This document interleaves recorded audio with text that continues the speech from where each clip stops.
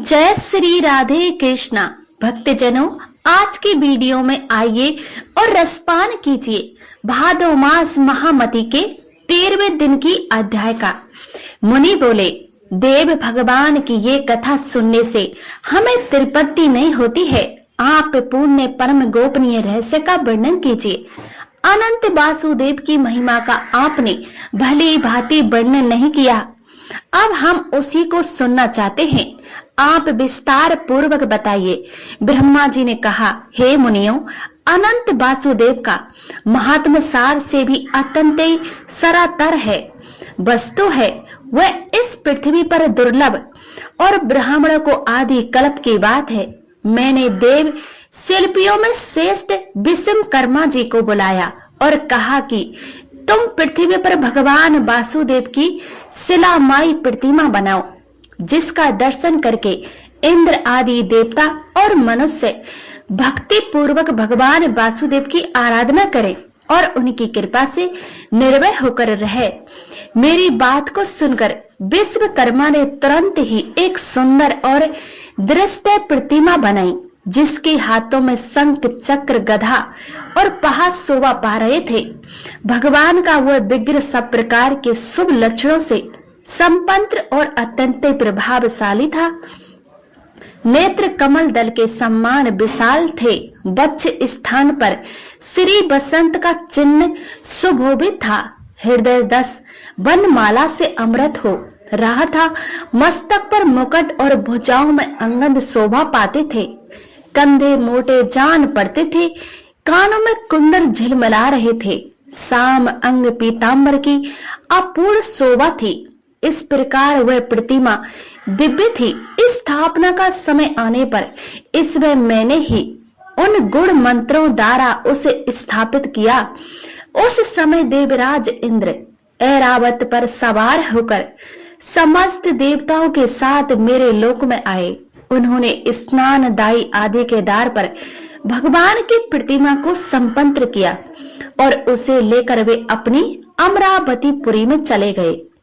वहां इंद्र भवन में उसे पधार कर उन्होंने मन वाणी शरीर और संयम में रखते हुए दीर्घ काल तक भगवान की आराधना की और उन्हीं की कृपा से व्रत और नपुंस आदि कुर राक्षसों तथा भयंकर दानवों का संहार करके तीनों लोगों को राज्य भोगा।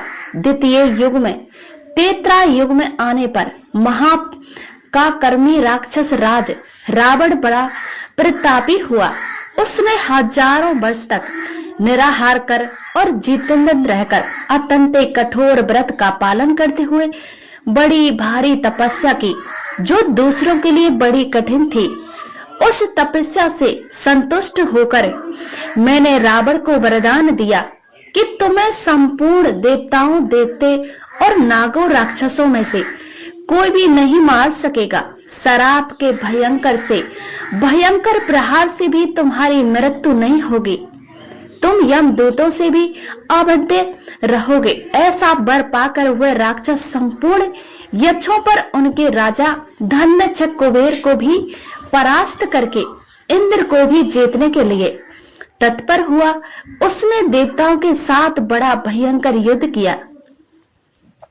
उसके पुत्र का नाम मेघनाथ था। मेघनाथ ने इंद्र को जीत लिया, इसीलिए वो इंद्रजीत के नाम से प्रसिद्ध हुआ। इसके बाद बलवान रावण ने अमरावतीपुरी में प्रवेश करके देवराज इंद्र के सुंदर भवन में भगवान वासुदेव की प्रतिमा देखी, जो अंजन के सम्मान श्याम वर्णन और समस्त शुभ लक्षणों से संपन्न थी। वह प्रतिमा समस्त मनोवांछित फलों को देने वाली थी। रावण ने यहाँ रखे हुए ढेर के ढेर रत्नों को तोड़ दिया और उस सुंदर प्रतिमा को तुरंत ही पुष्पक विमान से लंका में भेज दिया। वह रावण के छोटे भाई धर आत्मा भीषण नगराज छत्ते वह सदा भगवान नारायण के भजन में लगे रहते थे। देवराज की भूमि से आई हुई उस दिव्य प्रतिमा को देखकर उनके शरीर में रोमांच आया। वह बड़ा आश्चर्य हुआ। विभीषण ने प्रसन्न मन से मस्तक झुकाकर मस्तक झुकाकर भगवान को प्रणाम किया और कहा कि आज मेरा जन्म सफल हो गया।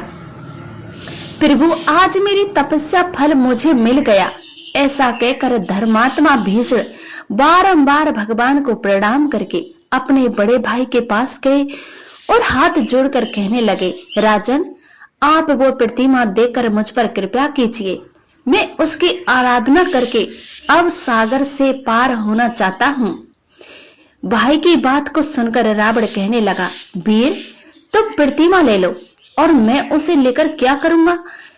तो ब्रह्मा जी की आराधना करके तीनों लोगों पर विजय पा रहा हूँ। विभीषण बड़े बुद्धिमान थे, उन्हें वह कल्याणमयी प्रतिमा ले ली और उसके दार से 1 से 8 वर्षों तक भगवान विष्णु की आराधना की। इससे उन्होंने अन्नमा आदि 8 सदियों के साथ अजर अमर रहने का वरदान प्राप्त कर लिया। रावण बड़ा पापी और दूसरा राक्षस था। उसने देवता, गंधर्व, किन्नर, लोकपाल, मनुष्य, मुनि और सिद्धों को भी युद्ध में जीतकर उनकी पत्नियों को हर लिया और लंका नगरी में रखकर फिर सीता जी के लिए मोहित होकर उनको भी हर लाने का प्रयास किया।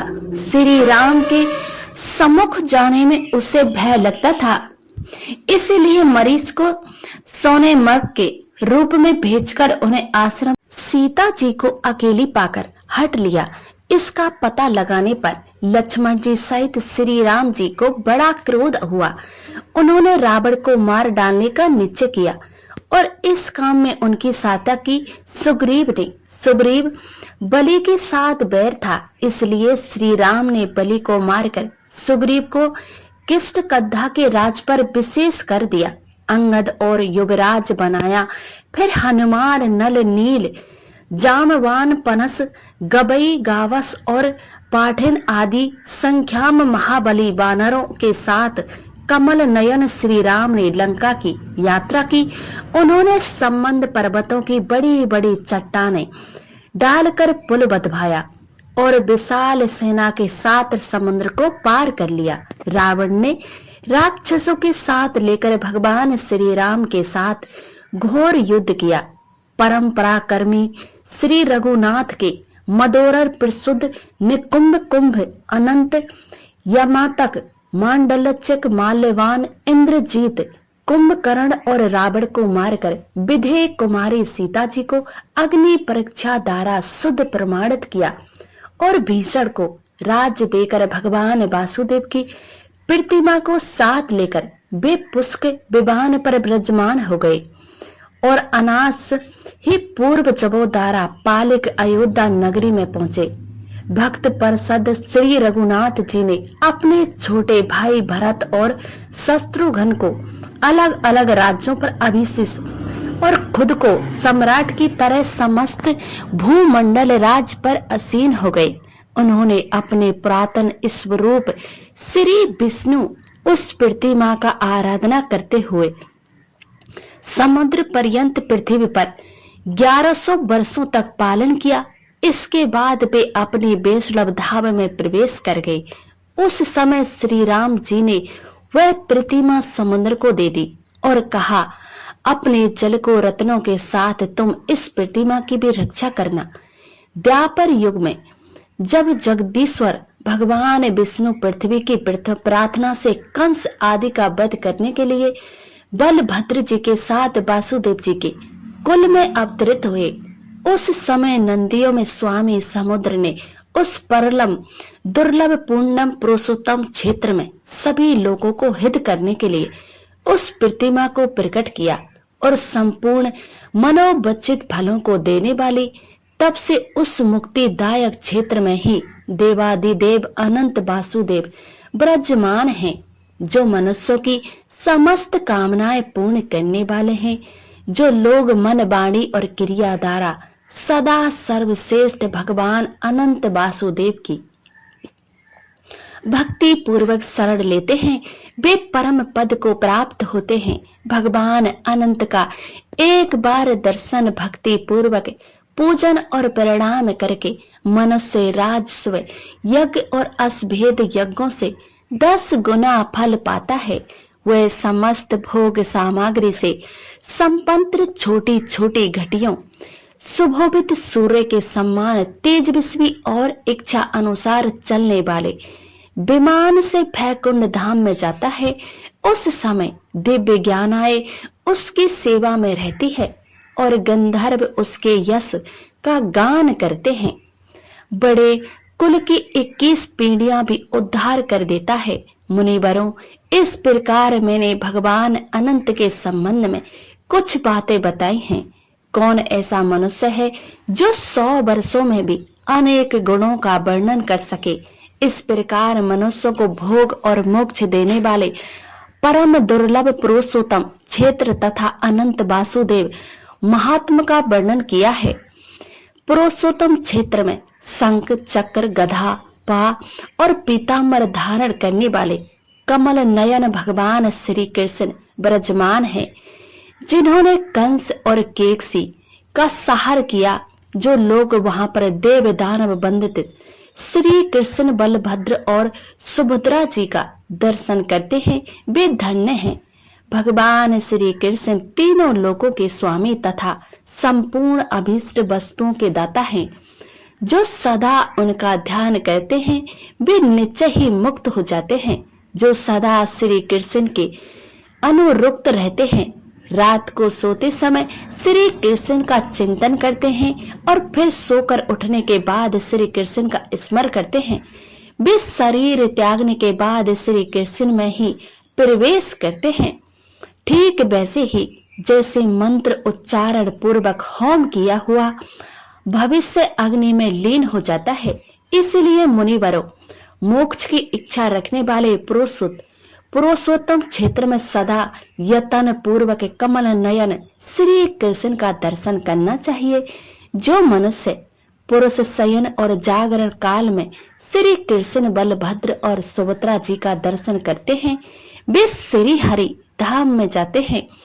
जो हर समय भक्ति पूर्वक पुरुषोत्तम श्री कृष्ण, रोहिणी नंदन, बलभद्र और सुभद्रा देवी का दर्शन करते हैं, वे भगवान विष्णु लोक में जाते हैं। जो वर्षा के 4 महीनों में पुरुषोत्तम क्षेत्र के भीतर निवास करते हैं, उन्हें सारी पृथ्वी तीर्थ यात्रा से भी अधिक फल मिलता है। जो इंद्रियों को जीतकर और क्रोध को वंशीभूत करके सदा पुरुषोत्तम क्षेत्र में निवास करते हैं, वे तपस्या का फल पाते हैं। मनुष्य अन्य तीर्थों में हजारों वर्षों तक तपस्या करके जो फल पाता है, उसे पुरुषोत्तम क्षेत्र में एक ही मास में प्राप्त कर लेता है। तपस्या, ब्रह्मचर्य पालन और आसक्ति त्याग से जो फल मिलता है, उसे मनीषी पुरुष वहां सदा ही पाते रहते हैं। 7 तीर्थों में स्नान दान करने का जो पुण्य फल बताया गया है, वह मनीषी पुरुषों को यह सर्वदा प्राप्त होता है। विधि पूर्वक तीर्थ सेवन तथा व्रत को नियमों के पालन से जो फल मिलता है, उसे इंद्रियां संयम पूर्वक पतिव्रता से रहने वाला पुरुष प्रतिदिन प्राप्त करता है। तरह तरह के यज्ञों से जो फल मनुष्य मिलता है, वह जितेंद्रिय पुरुष को वह प्रतिदिन मिल जाता है। जो पुरुषोत्तम क्षेत्र में कल्प वृक्ष के पास जाकर शरीर त्याग करते हैं, वे निस्देह मुक्त हो जाते हैं। जो मनुष्य बिना इच्छा के भी वहां प्राण त्याग करता है, वे भी दुख से युक्त होकर दुर्लभ मोक्ष प्राप्त कर लेता है। कीड़े पतंगे आदि तथा पशु पक्षियों की योनि में पड़े हुए जीव भी वहां देह त्याग करने पर भी परम गति को प्राप्त करते हैं। जो मनुष्य एक बार भी श्रद्धा पूर्वक भगवान पुरुषोत्तम का दर्शन कर लेता है, वह सह शास्त्रों और पुरुषोत्तम उत्तम है। भगवान प्रकृति से परे और पुरुषोत्तम से उत्तम है, इसलिए वेद पुराण तथा इस लोक में पुरुषोत्तम कहलाते हैं। जो पुराण और वेदांत में परमात्मा कहे गए हैं, वे ही संपूर्ण जगत का उपकार करने वाले पुरुषोत्तम रूप से विराजमान हैं। पुरुषोत्तम क्षेत्र में भीतर मार्ग में स्वयं शयन भूमि में घर के मंडप और सड़कों पर और गलियों में जहां कहीं इच्छा या अनिच्छा से भी शरीर त्याग करने वाला मनुष्य मोक्ष त्यागी होता है। पुरुषोत्तम तीर्थ के सम्मान किसी तीर्थ का महात्म ना हुआ है और ना होगा। मैंने उस क्षेत्र के गणों का एक अंश मात्र यहाँ बताया है। कौन पुरुष हजारों वर्ष तक भी उस समस्त गणों का वर्णन कर सकता है? हे मुनियों, अगर तुम सनातन मोक्ष पाना चाहते हो तो आलस्य छोड़कर उस पवित्र तीर्थ में निवास करो। व्यास जी कहते हैं, व्याक्त जन्मा ब्रह्मा जी का ये वचन सुनकर मुनियों ने फिर वहां निवास किया और परम पद प्राप्त कर लिया। हे ब्राह्मणों, अगर आप लोग भी मोक्ष प्राप्त करना चाहते हैं तो परम उत्तम पुरुषोत्तम क्षेत्र में निवास करो। व्यास जी कहते हैं, मुनियों, पुरुषोत्तम क्षेत्र संपूर्ण जीवों के लिए सुखदायी है। वे धर्म, अर्थ, काम, मोक्ष चारों पुरुषोत्तम फल देने वाला है।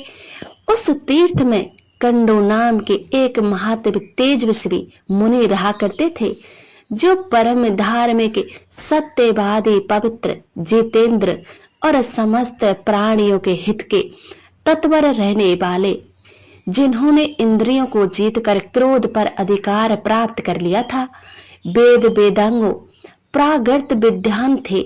भगवान पुरुषोत्तम श्री आराधना करके उत्तम सिद्धि प्राप्त कर चुके थे। उसके सिवा और भी बहुत से मुनि वहां उत्तम व्रत का पालन करते सिद्धि हो चुके हैं। मुनियों ने पूछा, हे साधु, शिरोमणि कंडू कौन थे और उन्होंने किस प्रकार वहां परम गति प्राप्त की? हम उनका चरित्र भी सुनना चाहते हैं, कृपया बतलाइए। तब व्यास जी कहने लगे, हे मुनियों, कद्दू मुनि की कथा बड़ी मनोरथ है, सक्षेम से ही कहूंगा, सुनो। गौमती नंदी परम मनोरम एकांत तट पर, जहाँ कंद मूल्य फल, समिंदा पुष्प और कुश आदि की अधिकता थी, कंडम मुनि का आश्रम था। वह सभी शस्त्रों के फल और फूल सुलभ थे। केलों का बगीचा उस आश्रम की शोभा बढ़ा रहा था। वहां कंडम मुनि ने व्रत, उपवास, नियम, स्नान और मौन और संयम आदि के द्वार बड़ी भारी और अत्यंत तपस्या की। उन्होंने गर्मी के मौसम में पंच अग्नि ताप सहा, वर्षा में खुली बेदी पर सोते, हेमंत शस्त्रों से भीगे वस्त्र धारण करके कठिन तपस्या किया करते थे। मुनि की तपस्या का बढ़ता हुआ प्रभाव देखकर देवता, गंधर्व, सिद्ध और विद्याधरों बड़ा आश्चर्य हुआ। वे कहने लगे कि इनका तो महान धैर्य अद्भुत है। इनकी कठिन तपस्या निसंतात आश्चर्यजनक है। ऐसी कठिन तपस्या को आज तक किसी ने नहीं की। उन्हीं तपस्या में लीन देखकर इंद्र सहित सभी देवता उनके भय से व्याकुल होकर आपस में परामर्श करने लगे। वे उनकी तपस्या विभन डालने चाहते थे। तिरुभन के स्वामी इंद्र देवता का अभिप्राय जानकर एक सुंदरी अप्सरा से कहने लगे, परलोचे, तुम शीघ्र ही कंडो मुनि के आश्रम में जाओ। मुनि वहां तपस्या कर रहे हैं। उनकी तपस्या में विघ्न डालने के लिए तुम्हें भेजा जाएगा। सुंदरी, तुम जल्दी ही जाकर उनके मन में शोभ उत्पन्न कर दो। तब ब्रह्मलोचा कहने लगी, सुरश्रेष्ठ, मैं तो सदा ही आपकी आज्ञा का पालन करती हूँ, किंतु इस कार्य में तो मैंने जीवन संदेह है। मुनिवर, कंडों से बहुत डरती हूँ। वे ब्रह्मचार्य व्रत पालन में स्थित है, अत्यंत उग्र हैं और उससे भी बढ़कर उनकी तपस्या बहुत तीव्र है। अग्नि और सूर्य के समान तेजस्वी हैं।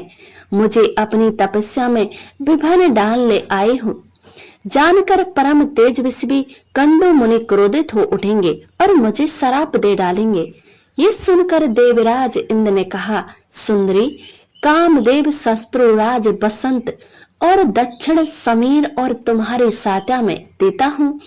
इन सब के साथ उस स्थान पर जाओ जहाँ वे महामुनि रहते हैं।